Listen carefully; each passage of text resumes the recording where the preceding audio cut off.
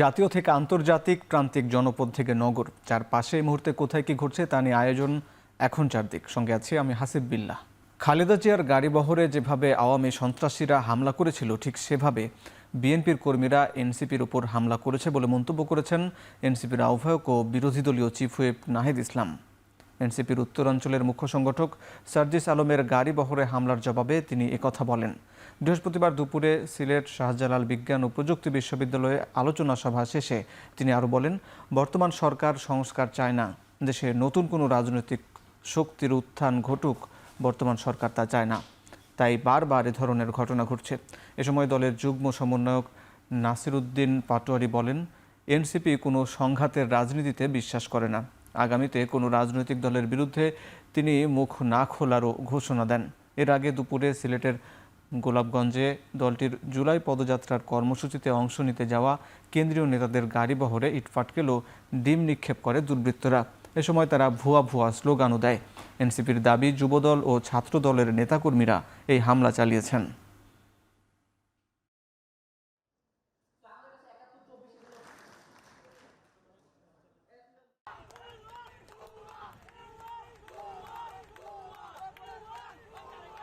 এই অগণতান্ত্রিক পরিস্থিতি বিগত 16 বছর দেখেছি, যেখানে সরকারের বিরুদ্ধে, ক্ষমতাসীনদের বিরুদ্ধে কেউ কথা বলতে পারতো না, যেখানে বিশ্ববিদ্যালয়ের কাজই হচ্ছে ক্ষমতাকে প্রশ্ন করা, জবাবদিহিতা নিশ্চিত করা। সাবিপ্রবি বিশ্ববিদ্যালয়ে যখন আমরা ঢুকলাম, আমরা যে আয়োজন দেখলাম প্রশাসনের, মনে হচ্ছে এখানে বিশাল একটা মারামারি যেন হয়ে যাবে। এটার জন্য যারা সন্ত্রাস করে তাদেরকে যদি বিচারের আওতায় আনা হয়, তাহলে এই এত নিরাপত্তার প্রয়োজন হয় না। মানুষ মারার এই ঠিকাদারি তারেক রহমান নিছে কিনা এটা তারেক রহমান বলা উচিত। যদি নেয়, ছাত্রদলকে যদি এভাবে সন্ত্রাসী পেটোয়া বাহিনী হিসেবে ব্যবহার করতে চায়, যদি তার দলকে তারেক রহমান কন্ট্রোল না করতে পারে, তাহলে বলুক যে আমি সন্ত্রাসী বাহিনী, সন্ত্রাসী ক্যাডার পাল্টেছি, ছাত্রদল আমার সন্ত্রাসী ক্যাডার, তারা হামলা করবে, আপনারা আপনাদের মতো রাজনীতি করেন। সিলেটের কানাইঘাটে মতবিনিময় সভা শেষে রাজধানীর উদ্দেশ্যে রওনা দিয়েছেন এনসিপির নেতাকর্মীরা। সেখানে আছেন আমাদের সহকর্মী সন্দীপন শুভ। চলে যাচ্ছি সেখানে। শুভ, মতবিনিময়ে এনসিপির শীর্ষ নেতারা কি বললেন জানান।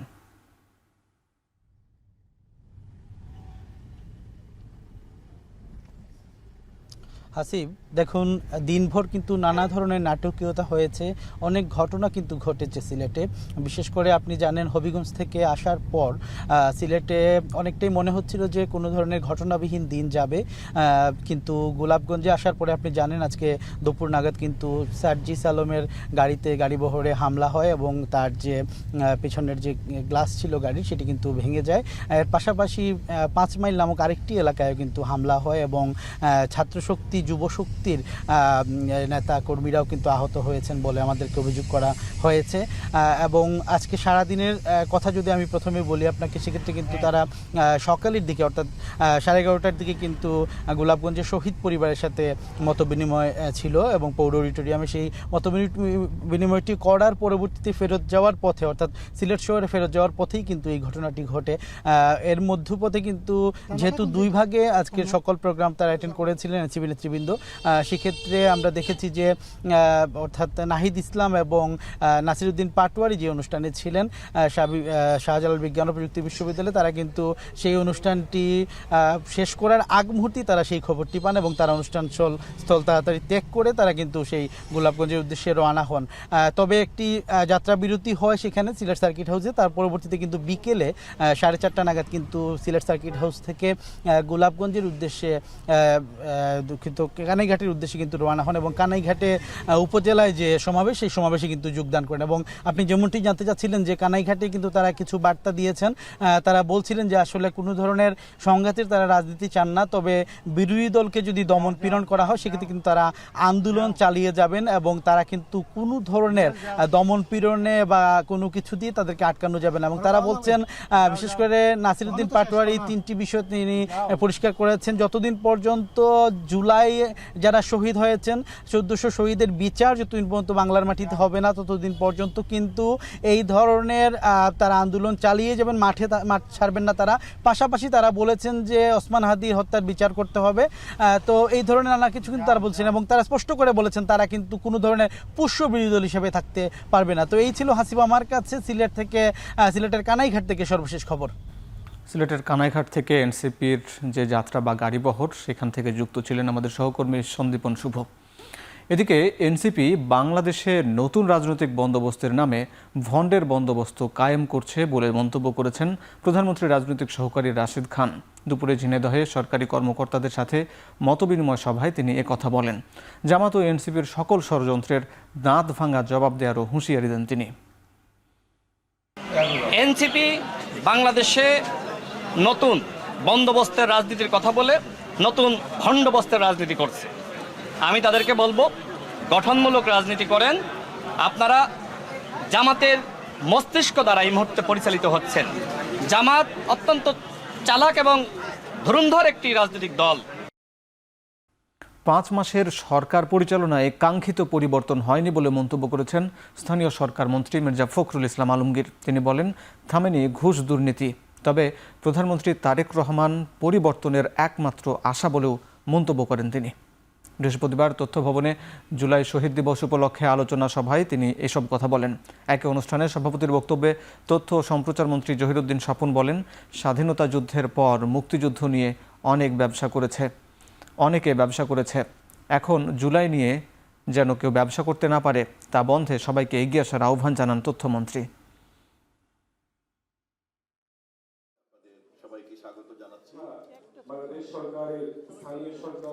স্বাধীনতা যুদ্ধের পরে যুদ্ধের চেতনাকে প্রতিষ্ঠিত করার বদলে যারা যুদ্ধের প্রকল্পকে ব্যবসার প্রকল্প হিসাবে ব্যবহার করেছিলেন, আমরা জুলাইকে নিয়ে যেন তেমনি কোনো একটি লাভজনক প্রকল্পের কোনো উদ্যোক্তাকে দেখতে না পাই।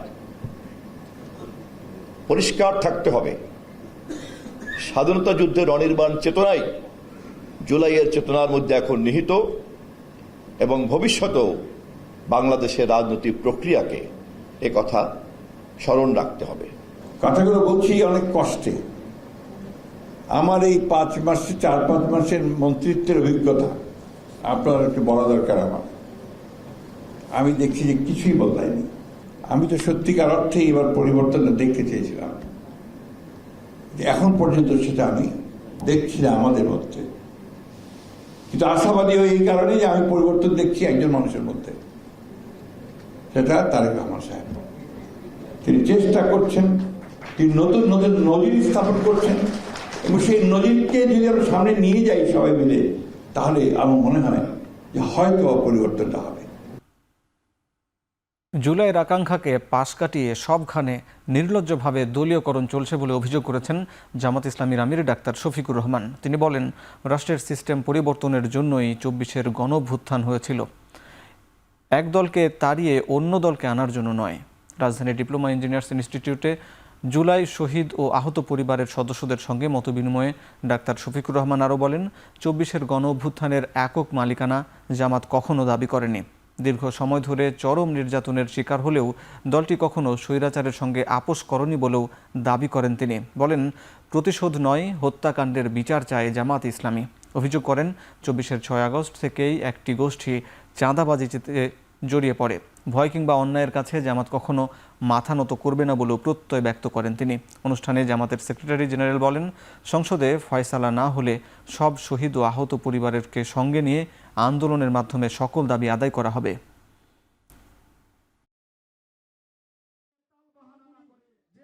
সেই কৌটা অত্যন্ত নিকৃষ্টভাবে এখন বাস্তবায়ন হচ্ছে। বিশ্ববিদ্যালয়ের জেলা পরিষদের প্রশাসক, তারপরে ব্যাংক, বিমা কর্পোরেশন, সরকারি বেসরকারি আধা সরকারি সেক্টর, সব জায়গায় এখন একদম নির্লজ্জ দলীয়করণ চলতেছে। এখানে যোগ্য লোকদেরকে, দেশপ্রেমিক লোকদেরকে সরিয়ে দেওয়া হচ্ছে, বাছাই করে করে অসৎ দুর্নীতিপরায়ণ লোকদেরকে প্রধান জায়গায় প্রদান করা হচ্ছে। এক দলকে তাড়াইয়া আরেক দলকে আমরা বসাই, বরঞ্চ তারা সিস্টেমের পরিবর্তন চেয়েছে। দেশের সীমানায় পা রাখলেই শেখ হাসিনাকে গ্রেপ্তার করা হবে এবং আইন অনুযায়ী তার বিরুদ্ধে ব্যবস্থা নেওয়া হবে বলে জানিয়েছেন আইনমন্ত্রী মোহাম্মদ আসাদুজ্জামান। আইনগত সহায়তা প্রদান বিষয়ক সমঝোতা স্মারক অনুষ্ঠানে সব কথা বলেন তিনি। এ সময় সাংবাদিকদের প্রশ্নের জবাবে মন্ত্রী বলেন, আন্তর্জাতিক অপরাধ ট্রাইব্যুনালের বিচার প্রক্রিয়া নিয়ে হিউম্যান রাইট ওয়াচের প্রতিবেদন আমলে নিয়ে খতিয়ে দেখবে সরকার। মন্ত্রী আরও বলেন, সরকার জনগণের কল্যাণে পরিবর্তন করতে চায়। এ সময় বাগেরহাটের মিরাজ শেখকে গুমের অভিযোগের তদন্ত হবে এবং তার পরিবারকে আইনি সহায়তা দেওয়া হবে বলেও জানান তিনি। রাষ্ট্রপতি নির্বাচন প্রসঙ্গে আইনমন্ত্রী বলেন, সাংবিধানিকভাবে সেপ্টেম্বরে অধিবেশনের নির্বাচন হবে, তবে সরকার মনে করলে আগস্টে বিশেষ অধিবেশন হতে পারে।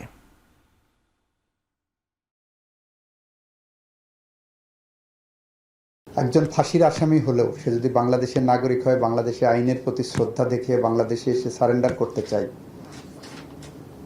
সেখানে হয়তো তার সারেন্ডারের আগেই অ্যারেস্ট হবে, কিন্তু তার সেই তো অধিকার তো আছে। আসলে আসবেন, আইন তার নিজস্ব গতিতে চলবে, সেখানে তো আমাদের আইনের ব্যত্যয় করে আমরা কিছু করব না। আইন যেভাবে আমাদেরকে অথরিটি দিচ্ছে, আমরা সেই অথরিটি এক্সারসাইজ করব। সংযুক্ত আরব আমিরাতে স্বয়ংক্রিয় ভিসা বাতিলের যে সংখ্যা গণমাধ্যমে এসেছে তা সঠিক নয়। ভিসা বাতিল হওয়ার সংখ্যা 626 জন, এমন তথ্য জানিয়েছেন পররাষ্ট্রমন্ত্রী শামা উবায়েদ। বিকেলে নিজ কার্যালয়ে সংবাদ সম্মেলনে এমন তথ্য দেন তিনি। প্রতিমন্ত্রী বলেন, এরই মধ্যে 417 জনের ভিসা পুনরায় ইস্যু করতে সংযুক্ত আরব আমিরাত সরকারের কাছে অনুরোধ পাঠানো হয়েছে। আমিরাত সহ সকল প্রবাসীদের প্রতি প্রতিমন্ত্রী শামা উবায়েদ সংশ্লিষ্ট দেশের আইনের প্রতি শ্রদ্ধাশীল থাকার আহ্বান জানান। মালয়েশিয়ায় কয়েক হাজার রোহিঙ্গা পাঠানোর বিষয়ে মিয়ানমার সরকারের সাথে আলাপ হয়নি বলেও জানান তিনি। এ সময় প্রবাসী কল্যাণ প্রতিমন্ত্রী নুরুল হক প্রবাসীদের সামাজিক যোগাযোগ মাধ্যমে সংশ্লিষ্ট দেশ নিয়ে নেতিবাচক কিছু না শেয়ার করার অনুরোধ জানান। আমাদের এই সম্মান, অবস্থান এবং শ্রম বাজারটা এটা যেন অক্ষুণ্ণ থাকে, অটুট থাকে, সেজন্য কিছু কাজ করার। যেমন এটা যেই সমস্ত দেশে যুদ্ধ কিংবা যেই দেশের অভ্যন্তরীণ সমস্যা, সেগুলোতে বাংলাদেশিরা প্রচারণা, ফেসবুক, টুইটার, কোনো ধরনের সোশ্যাল মিডিয়াতে কোনো ধরনের এনগেজমেন্টে না যাওয়াটাই ওয়াইজ ডিসিশন হবে। গতকালকে পত্রিকায় যে সংবাদটি প্রকাশিত হয়েছে যে আমাদের সংযুক্ত আরব আমিরাতে কিছু বাংলাদেশি ভাইদের ভিসা ক্যান্সেল হচ্ছে বা অটো ক্যান্সেল হচ্ছে, সেগুলো 5000 বা কিছু সংখ্যা বলা হয়েছে, যে সংখ্যাটা সঠিক নয়। আমাদের দূতাবাসের তথ্য অনুযায়ী, আরব আমিরাতের তথ্য অনুযায়ী আমাদের এখন পর্যন্ত, আমরা কিছুক্ষণ আগে মিটিং করে আসলাম, আন্তঃমন্ত্রণালয় মিটিং করা পর্যন্ত 626 জনের ভিসা অটো ক্যান্সেল হয়েছে। পররাষ্ট্রমন্ত্রী ডক্টর খলিলুর রহমানের সাথে প্রায় 1 ঘন্টার বৈঠক করেছেন সফররত মার্কিন বিশেষ দূত সার্জিও গোর।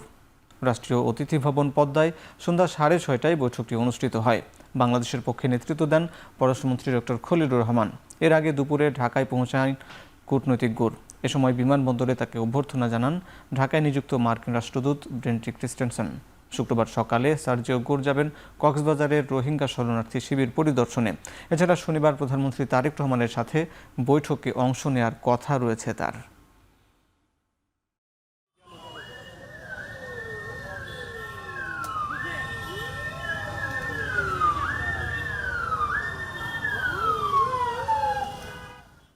অপতথ্য ও গুজব প্রতিরোধে প্রয়োজনীয় আইন প্রণয়নের কথা ভাবছে সরকার।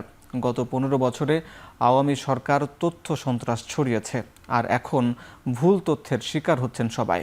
বৃহস্পতিবার রাজধানীর একটি হোটেলে সামাজিক সম্প্রীতি রক্ষায় তথ্যের দায়িত্বশীল ব্যবহার নিয়ে এক গোলটেবিল আলোচনায় এমন মন্তব্য করেন প্রধানমন্ত্রীর তথ্য ও সম্প্রচার উপদেষ্টা ডাক্তার জাহিদুর রহমান। তিনি বলেন, অপতথ্য যে গতিতে ছড়ায় তা ঠেকাতে হলে একে অপরাধ হিসাবে বিবেচনা করতে হবে।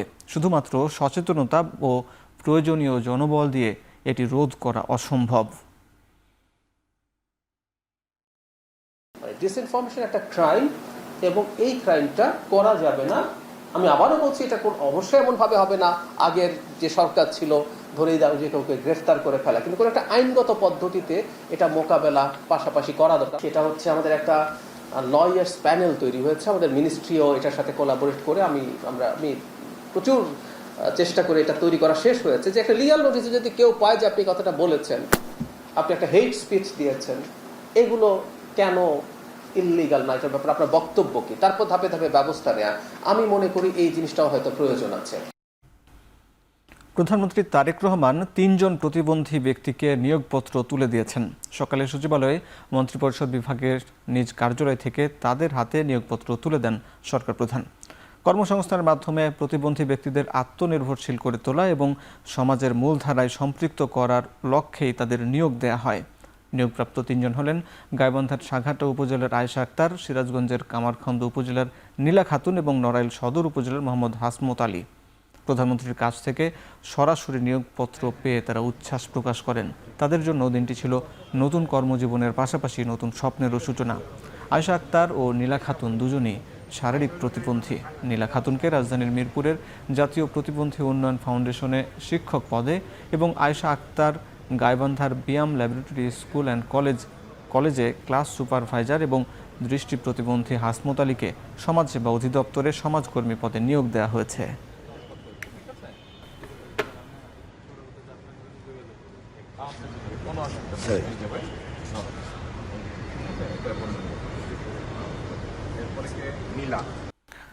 চট্টগ্রামের শীর্ষ সন্ত্রাসী ডেভিড ইমনের জন্য ভারতে আধার কার্ড প্রস্তুত ছিল। তাকে রিসিভ করতে ভারতে সীমান্তে একটি গ্রুপও প্রস্তুত ছিল।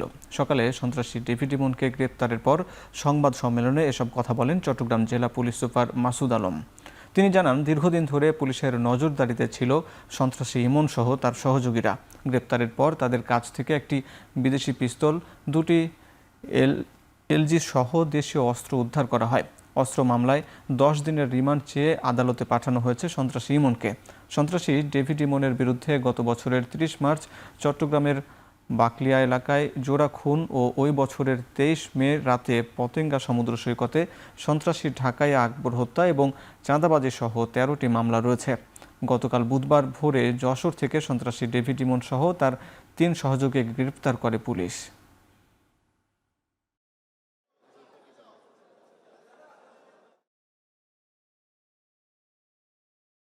ডেভিড ইমন সহ আরো 3 জন, মানে সব মিলে 4 জনকে ওখানে গ্রেপ্তার করতে সক্ষম হই এবং আমাদের টিমটা পিছনে ছিল। তো পিছনে ওখানে গিয়ে আমরা পরবর্তীতে শনাক্ত করতে পারি যে ডেভিড ইমন সহ আরো যে 3 জন আছে সবাই আসলে তারা ক্লোজ অ্যাসোসিয়েটস এবং এরা কিন্তু একেবারে ওই যে শুটার বলা যায়।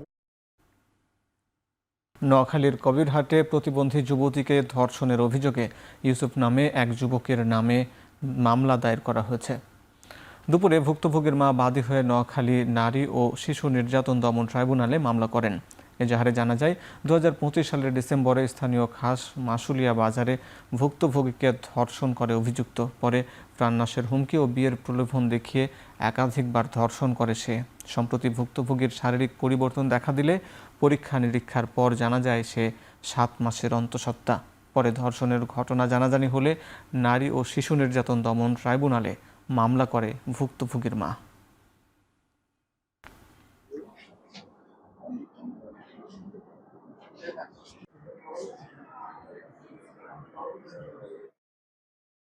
প্রধানমন্ত্রীর সফরের পর মালয়েশিয়ার জন্য খুলে গেল মালয়েশিয়ার শ্রম বাজার।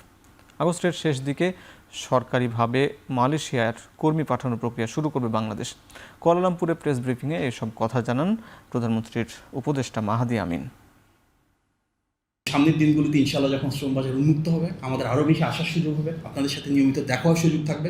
আমরা আপনাদের প্রতি আহ্বান জানাবো, একজন প্রবাসী মানুষ যখন আসেন তার পুরো পরিবারের স্বপ্ন, আকাঙ্ক্ষা, প্রত্যাশাকে সাথে নিয়ে আমরা সবাই মিলে ইতিবাচক ভূমিকা পালন করব। আমরা হাইকমিশনকে মাননীয় মন্ত্রী মহোদয় ইতিমধ্যে নির্দেশনা দিয়েছেন যেন শ্রম বান্ধব একটা সার্ভিস আমরা এখানে প্রোভাইড করতে পারি, যেন শ্রমিকদের একটা আস্থার জায়গায় বাংলাদেশ হাইকমিশন হয়ে ওঠে। দেশের স্বাস্থ্য ব্যবস্থাকে চিকিৎসা কেন্দ্রিক থেকে প্রতিরোধ ব্যবস্থায় রূপান্তরের উপর গুরুত্ব আরোপ করেছেন স্বাস্থ্যমন্ত্রী সর্দার সাখাওয়াত হোসেন। তিনি বলেছেন, অসংক্রামক ও মরণব্যাধি রোগের ঝুঁকি বাড়তে থাকায় গবেষণা, উদ্ভাবন এবং প্রতিরোধমূলক স্বাস্থ্যসেবায় এখনই জোর দিতে হবে। একই সঙ্গে দেশের প্রত্যন্ত অঞ্চলে স্বাস্থ্যসেবা পৌঁছে দিতে দ্রুত 1 লাখ স্বাস্থ্যকর্মী নিয়োগের পরিকল্পনার কথাও জানান তিনি। বৃহস্পতিবার রাজধানীর মহাখালীর নিপসম মিলনায়তনে 2025-26 অর্থ বছরের রাজস্ব খাতে পরিচালিত গবেষণা কার্যক্রমের ফলাফল প্রকাশ অনুষ্ঠানে এসব কথা বলেন স্বাস্থ্যমন্ত্রী। তিনি বলেন, দেশের প্রতিটি মানুষের জন্য মানসম্মত স্বাস্থ্যসেবা নিশ্চিত করতে কাজ করছে সরকার। ইউনিয়ন ও ওয়ার্ড ভিত্তিক প্রাথমিক স্বাস্থ্য ইউনিট গড়ে তোলা, উপজেলা স্বাস্থ্য কমপ্লেক্সগুলোকে 100 শয্যায় উন্নীত করা এবং মা ও নবজাতকের সমন্বিত স্বাস্থ্যসেবা নিশ্চিত করার উদ্যোগ নিয়েছে সরকার। একই অনুষ্ঠানে প্রধানমন্ত্রীর বিশেষ সহকারী ডাক্তার SM জিয়াউদ্দিন হায়দার বলেন, স্বাস্থ্য খাতে দক্ষ গবেষক তৈরিতে নিপসম গুরুত্বপূর্ণ ভূমিকা পালন করছে। তিনি রোগ প্রতিরোধ ভিত্তিক স্বাস্থ্য ব্যবস্থাকে আরও শক্তিশালী করার পাশাপাশি হেলথ কার্ডের সঙ্গে কার্যকর রোগী রেফারেল সিস্টেম সমন্বয়ের উপর গুরুত্ব আরোপ করেন।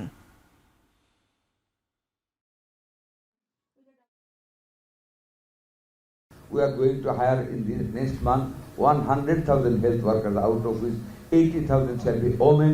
A good part of it will be the midwifer and caregiver for the women.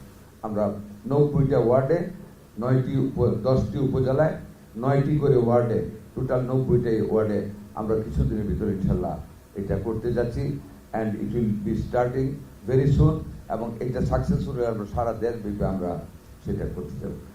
We are taking many more schemes to deliver the health service to our people.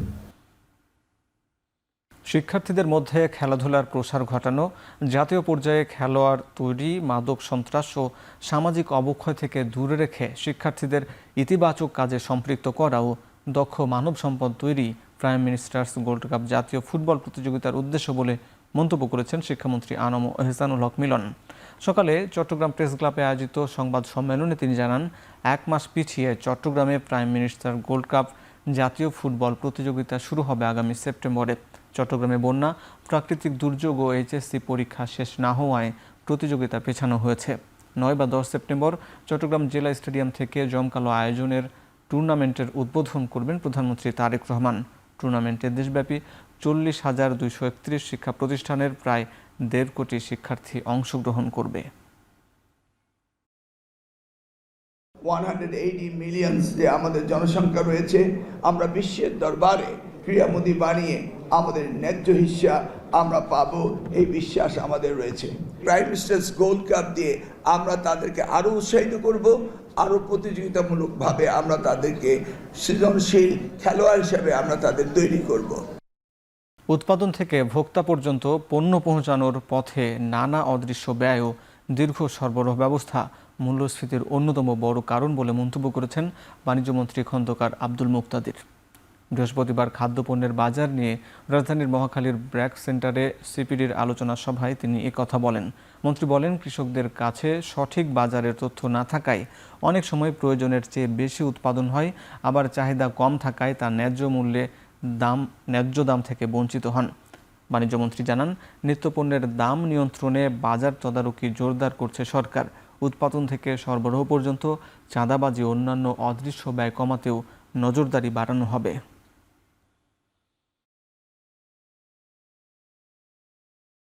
আমাদের এখানে ইনফ্লেশন পারসিস্টেন্টলি হাই থাকার একটা বড় কারণ হলো আমাদের logistic cost high. আপনি সারা পৃথিবীর যদি এভারেজ লজিস্টিক কস্টের স্ট্যান্ডার্ড দেখেন, জিডিপি 10%, গ্লোবাল স্ট্যান্ডার্ড 10%, আমাদের এখানে 16%। হ্যাঁ, আমাদের এখানে তো সমস্যা অনেক, মার্কেট এসিমেট্রিজ আছে। এখানে একটা ইনফরমেশন শেয়ারিং এর একটা আপডেটেড স্ট্রাকচার নেই। 16,088 কোটি টাকার জ্বালানি তেল আমদানি সহ মোট 7টি ক্রয় প্রস্তাব অনুমোদন দিয়েছে সরকার। বুধবার সচিবালয়ে সরকারি ক্রয় সংক্রান্ত মন্ত্রিসভা কমিটির 33তম সভায় 10টি ক্রয় প্রস্তাব নিয়ে আলোচনা হয়। জুলাই থেকে ডিসেম্বর 2026 মেয়াদের জন্য G2G পদ্ধতিতে থাইল্যান্ড, সংযুক্ত আরব আমিরাত, চীন, ইন্দোনেশিয়া ও ভারত থেকে 15,25,000 টন পরিশোধিত জ্বালানি তেল কেনার অনুমোদন দেয় কমিটি। এছাড়া বিশ্বব্যাংক ও সরকারি অর্থায়নে বগুড়ায় 125 কোটি 98 লাখ টাকা ব্যয়ে 15টি প্রাথমিক বিদ্যালয় কাম বন্যা আশ্রয় কেন্দ্র নির্মাণ, লক্ষ্মীপুরে 49 কোটি টাকা খরচে সার সংরক্ষণে বাফার গুদাম নির্মাণ ও মিরসরাইয়ে অর্থনৈতিক অঞ্চলে 335 কোটি টাকার অবকাঠামো উন্নয়নের অনুমোদন দেয়া হয়।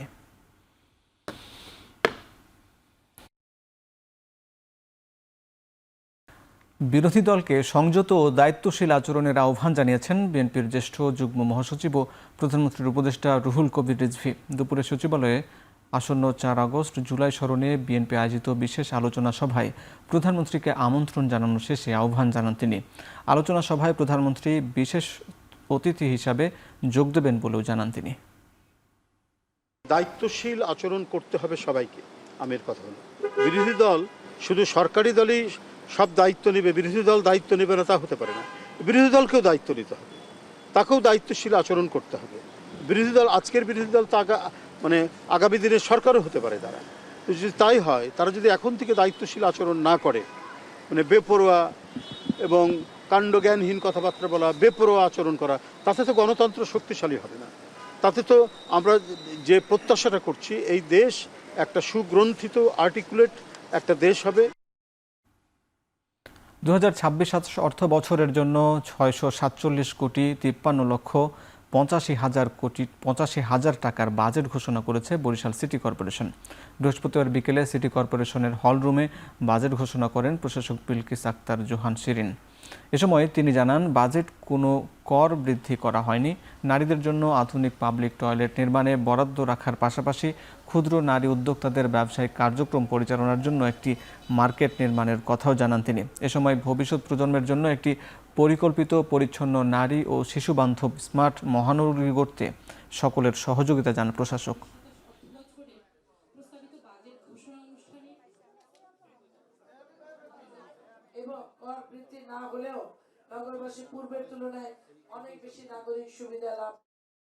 নতুন করে কোনো কর আরোপ ছাড়াই 2026-27 অর্থ বছরের জন্য 1060 কোটি টাকার বেশি বাজেট ঘোষণা করেছে নারায়ণগঞ্জ সিটি কর্পোরেশন।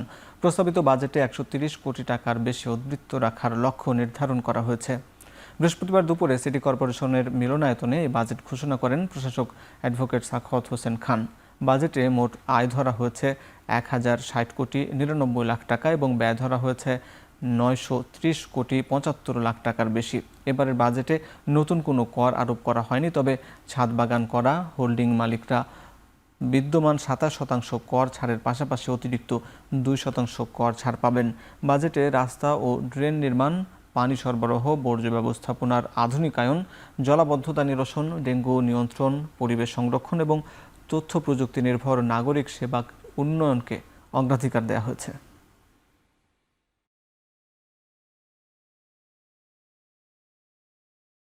চুয়াডাঙ্গার আলমডাঙ্গায় পরিবেশ সুরক্ষা ও সবুজায়নের লক্ষ্যে 2000 শিক্ষার্থীর মাঝে ফলদ, বনজ ও ঔষধি গাছের চারা বিতরণ করেছে জেলা কৃষি সম্প্রসারণ অধিদপ্তর। সকালে আলমডাঙ্গা পাইলট মাধ্যমিক বিদ্যালয়ের প্রাঙ্গণে এই চারা বিতরণ কর্মসূচির আয়োজন করা হয়।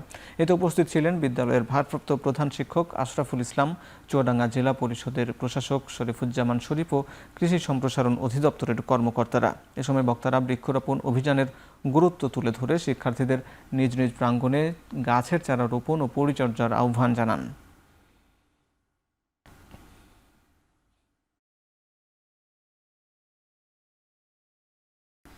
ডিজিটাল বৈষম্য কমিয়ে দেশের প্রান্তিক জনগোষ্ঠীকে প্রযুক্তির মূলধারায় যুক্ত করার লক্ষ্যে digital inclusion for marginalised communities প্রকল্পের দ্বিতীয় ধাপের উদ্বোধন করেছে গ্রামীণফোন। এ উদ্যোগের মাধ্যমে পিছিয়ে থাকা জনগোষ্ঠীর ডিজিটাল দক্ষতা বৃদ্ধি, অনলাইন সেবা ব্যবহারের সক্ষমতা তৈরি এবং শিক্ষা, কর্মসংস্থান ও উদ্যোক্তা হওয়ার নতুন সুযোগ সৃষ্টি হবে। বৃহস্পতিবার রাজধানীর একটি হোটেলে গ্রামীণফোনের উদ্বোধনী অনুষ্ঠানে জানানো হয়, প্রকল্পটির প্রথম ধাপে দেশের 33 লাখের বেশি মানুষ ডিজিটাল দক্ষতা উন্নয়ন কর্মসূচির আওতায় এসেছে। দ্বিতীয় ধাপে আরও বিস্তৃত পরিসরে প্রান্তিক জনগোষ্ঠীর কাছে ডিজিটাল শিক্ষা ও প্রযুক্তির সুবিধা পৌঁছে দেওয়ার পরিকল্পনা রয়েছে। অনুষ্ঠানের প্রধান অতিথি ডাক ও টেলিযোগাযোগ মন্ত্রী বলেন, বাংলাদেশকে $1 ট্রিলিয়ন অর্থনীতিতে পরিণত করতে অবকাঠামো ও বিনিয়োগের পাশাপাশি মানুষের ডিজিটাল দক্ষতা বাড়াতে হবে। এতে গ্রামীণফোনের মতো বেসরকারি প্রতিষ্ঠানগুলোর সহায়তা প্রয়োজন।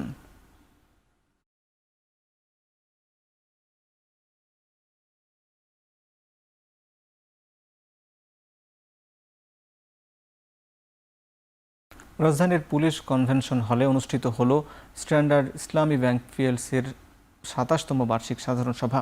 এতে বিগত অর্থবছরের বার্ষিক আর্থিক বিবরণী ও নিরীক্ষা প্রতিবেদন সহ সভার সকল এজেন্ডা সর্বসম্মতিক্রমে অনুমোদন করা হয়। সভায় সভাপতিত্ব করেন ব্যাংকের চেয়ারম্যান মোহাম্মদ আব্দুল আজিজ। এতে ভাইস চেয়ারম্যান গুলজার আহমেদ, ব্যবস্থাপনা পরিচালক রিয়াদ মাহমুদ চৌধুরী সহ ব্যাংকের পরিচালনা পর্ষদের সদস্য, শরিয়া কমিটির প্রতিনিধি, শেয়ার হোল্ডার এবং ডিএসসি ও সিএসসির পর্যবেক্ষকরা অংশ নেন। অনুষ্ঠানে 2025 সালের বার্ষিক প্রতিবেদন ও ব্যাংকের ভবিষ্যৎ পরিকল্পনা তুলে ধরা হয়।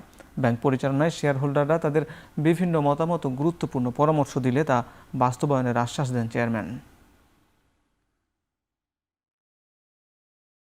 বাংলাদেশ থেকে 3 লাখ রোহিঙ্গাকে ফিরিয়ে নিতে রাজি হয়েছে মিয়ানমার, দাবি করেছেন মালয়েশিয়ার প্রধানমন্ত্রী আনোয়ার ইব্রাহিম। বুধবার চেন্নাই আসনে স্থানীয় ভোটারদের সাথে এক বৈঠকে এমন দাবি করেন তিনি বলেন, মিয়ানমার জান্তার সাথে কূটনৈতিক যোগাযোগ অব্যাহত রাখার ফল এই সমঝোতা।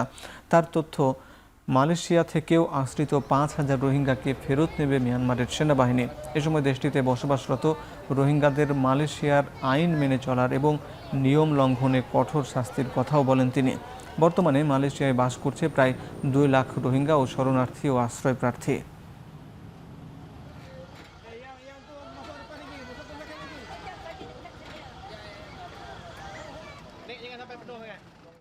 পাকিস্তানের উত্তর পশ্চিমাঞ্চলীয় খাইবার পাখতুনখোয়া প্রদেশে একটি নিরাপত্তা চৌকিতে হামলা সংঘর্ষে প্রাণ গেছে কমপক্ষে 15 জনের। স্থানীয় পুলিশের বরাত দিয়ে জিও নিউজ জানায়, বুধবার রাতে হাঙ্গু জেলায় অতর্কিত হামলা চালায় দুর্বৃত্তরা। নিহত হন 7 জন পুলিশ কর্মকর্তা, আহত হন আরও 22 জন। জবাবে পাল্টা অভিযান শুরু করে নিরাপত্তা বাহিনী, হত্যা করে 8 বিচ্ছিন্নতাবাদীকে। হামলার দায় স্বীকার করেনি কোনো গোষ্ঠী। অঞ্চলটিতে সক্রিয় নিষিদ্ধ ঘোষিত তেহরিক-ই-তালেবান পাকিস্তান গেল শুক্রবারই আফগান সীমান্তবর্তী প্রদেশটির ট্যাঙ্ক প্রদেশের একটি নিরাপত্তা চৌকিতে একই ধরনের হামলায় প্রায় মারা যান 15 সেনা, পুলিশ ও সরকারি কর্মকর্তা সহ 27 জন।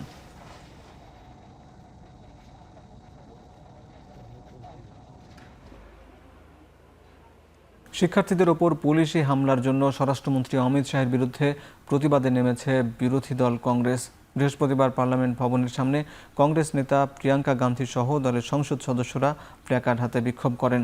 তাদের অভিযোগ, হামলার ঘটনায় জড়িত পুলিশ কর্মকর্তাদের বিরুদ্ধে কোনো পদক্ষেপ নেয়নি বিজেপি সরকার। এ সময় সংসদ অধিবেশনে স্বরাষ্ট্রমন্ত্রীর অনুপস্থিতি নিয়েও প্রশ্ন তুলেছে বিরোধী দল। এছাড়া ককরোচ জনতা পার্টির নতুন করে বিক্ষোভে নামার হুঁশিয়ারির পর দিল্লির যন্তর মন্তরে জোরদার করা হয়েছে কড়া নিরাপত্তা ব্যবস্থা। বিপুল সংখ্যক পুলিশ ও আধা সামরিক বাহিনী মোতায়েনের পাশাপাশি ব্যারিকেড দিয়ে বন্ধ করে দেওয়া হয়েছে বিভিন্ন সড়ক। সিজেপির প্রতিষ্ঠাতা অভিজিৎ দীপকে কটাক্ষ করে নরেন্দ্র মোদীকে বলেন, প্রধানমন্ত্রীর চেয়ার ছেড়ে সামাজিক মাধ্যমে ইনফ্লুয়েন্সার হওয়া উচিত তার। এদিকে পাঞ্জাবে প্রশ্ন ফাঁসের অভিযোগে শিক্ষামন্ত্রী হরজোত সিংয়ের পদত্যাগের দাবিতে আম আদমি পার্টির অফিসের সামনে বিক্ষোভ করে বিজেপি সমর্থকরা।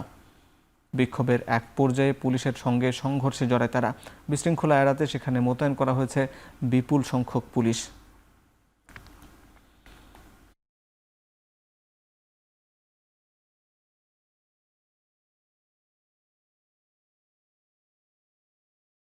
ইউক্রেনের রাজধানী কিয়েভ ও পশ্চিমাঞ্চলীয় লাভিভ শহরে রুশ বাহিনীর রাতভর হামলায় নিহত হয়েছেন কমপক্ষে 13 জন।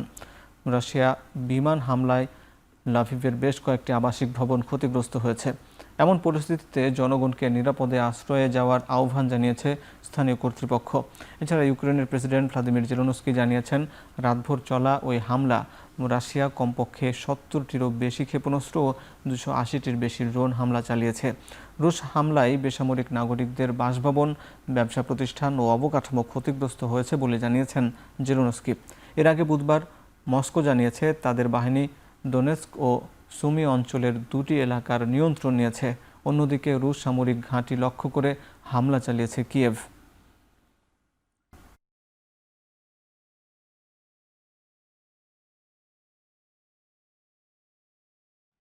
চিলির উত্তর থেকে মধ্য এবং দক্ষিণাঞ্চল পর্যন্ত বিস্তৃত বৈরী আবহাওয়ার কারণে বেশ কিছু নদীর পানি উপচে ভয়াবহ বন্যার আশঙ্কা দেখা দিয়েছে।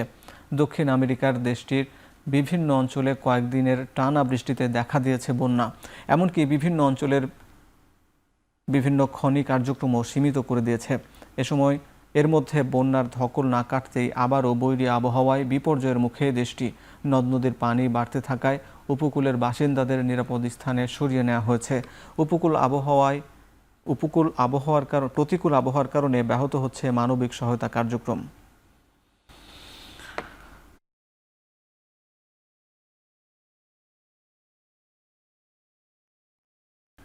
নতুন মৌসুমে বাংলাদেশ প্রিমিয়ার লিগের শিরোপা পুনরুদ্ধারে শক্তিশালী দল গড়েছে ঐতিহ্যবাহী মোহামেডান।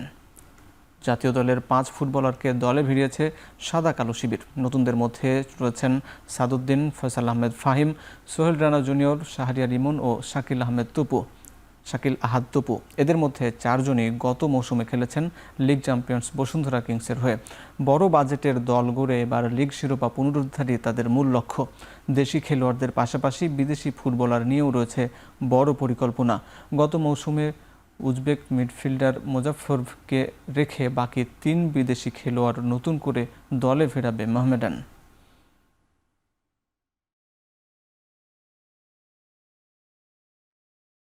ফিফা বিশ্বকাপে একাধিক নিয়ম ভাঙার অভিযোগে আর্জেন্টিনা ফুটবল অ্যাসোসিয়েশন ও কয়েকজন খেলোয়াড়ের বিরুদ্ধে শাস্তিমূলক তদন্ত শুরু করেছে ফিফা।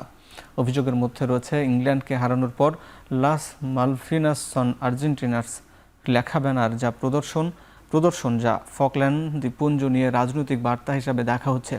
এছাড়া বৈষম্যমূলক স্লোগান, নিরাপত্তা প্রোটোকল লঙ্ঘন, দেরিতে ম্যাচ শুরু এবং দর্শকদের অসদাচরণের অভিযোগও রয়েছে।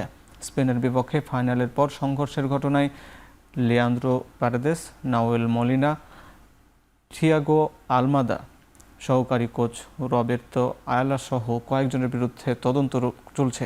ফিফা জানিয়েছে সংশ্লিষ্ট সবাই নিজেদের ব্যাখ্যা দেওয়ার সুযোগ পাবেন। এরপর ডিসিপ্লিনারি কমিটি চূড়ান্ত সিদ্ধান্ত নেবে।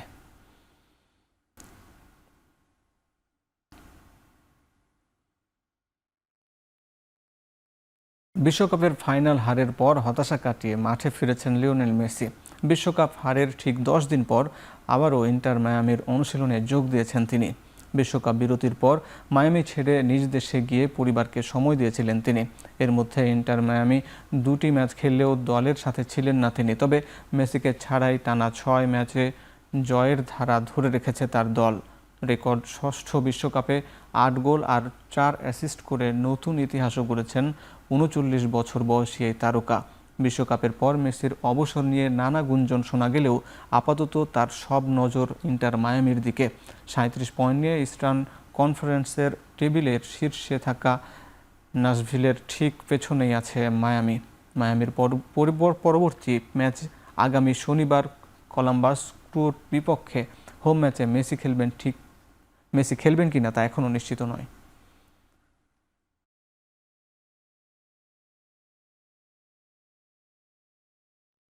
নতুন মৌসুমে বার্সেলোনার হয়ে চ্যাম্পিয়ন্স লিগ জিততে চায় হুয়ান গার্সিয়া।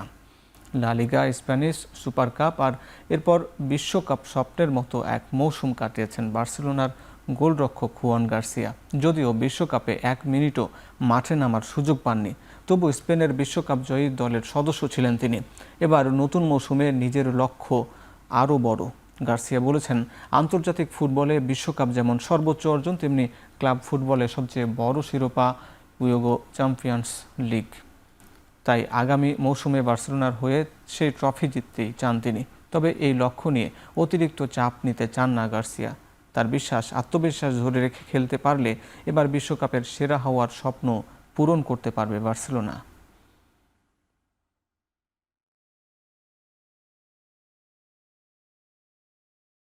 ইংল্যান্ড টেস্ট দলে শুরু হচ্ছে নতুন যুগ। টেস্ট দলের প্রধান কোচ হিসাবে নিয়োগ পেয়েছেন নিউজিল্যান্ডের সাবেক অধিনায়ক স্টিফেন ফ্লেমিং। একই সঙ্গে আবারও ইংল্যান্ডের টেস্ট অধিনায়কের দায়িত্বে ফিরেছেন জো রুট। 53 বছর বয়সী ফ্লেমিং এর আগে কোনো জাতীয় দলের প্রধান কোচ না হলেও আইপিএলে চেন্নাই সুপার কিংসে রেকর্ড 5টি শিরোপা জিতিয়েছেন। সম্প্রতি টানা বাজে পারফরমেন্স ও মাঠের বাইরের নানা বিতর্কের কারণে ব্রেন্ডন ম্যাকালামকে টেস্ট দলের কোচের পদ থেকে সরিয়ে দেয় ইংল্যান্ড। তবে সীমিত ওভারের দলের দায়িত্বে থাকছেন তিনি। 2017 সাল থেকে 2022 সাল পর্যন্ত প্রথম দফায় টেস্ট অধিনায়ক হিসাবে 65 ম্যাচে ইংল্যান্ডকে 27টি জয় এনে দিয়েছিলেন জো রুট। নতুন দায়িত্ব পেয়ে রুট বলেন, ফ্লেমিংয়ের মতো অভিজ্ঞ কোচের সঙ্গে কাজ করে আবারও একটি সফল দল গড়ে তুলতে মুখে আছেন তিনি। তবে পাকিস্তানের বিপক্ষে আগামী 19 আগস্ট শুরু হওয়া টেস্ট সিরিজে দলের সঙ্গে থাকছেন না ফ্লেমিং। সেই সিরিজে অন্তর্বর্তীকালীন প্রধান কোচের দায়িত্ব পালন করবেন সহকারী কোচ মার্ক টেস্টথিক।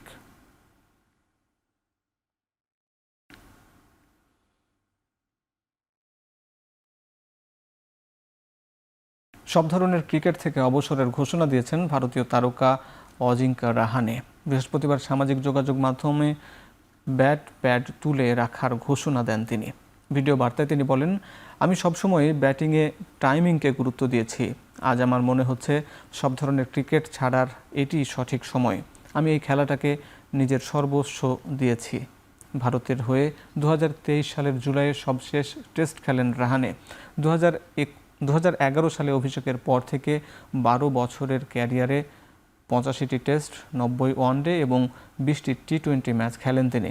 টেস্টে প্রায় 39 গড়ে তার সংগ্রহ 5077 রান। তবে রাহানের ক্যারিয়ারের সবচেয়ে উল্লেখযোগ্য দিক, দেশের চেয়ে বিদেশের মাটিতে সেরা সাফল্য পেয়েছেন তিনি।